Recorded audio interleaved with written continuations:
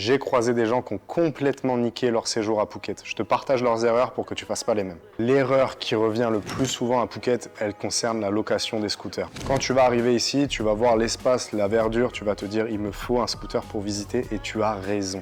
Maintenant, l'erreur que beaucoup de gens font, c'est qu'ils laissent leur passeport quand ils louent les scooters. Pourquoi c'est une erreur? Simplement parce que c'est une belle garantie pour un Thaï et le problème c'est que s'il veut t'inventer une rayure ou quelque chose après pour te faire payer, tu ne peux pas juste lui dire je te paye pas, je me barre, parce que le gars a ton passeport. Donc si tu veux rentrer chez toi, mon gars, tu vas devoir raquer. Donc la première erreur, c'est de ne pas donner ton passeport. Il y a beaucoup d'agences de location qui ne demandent pas le passeport, il y a des mecs qui parlent français, qui peuvent t'assurer.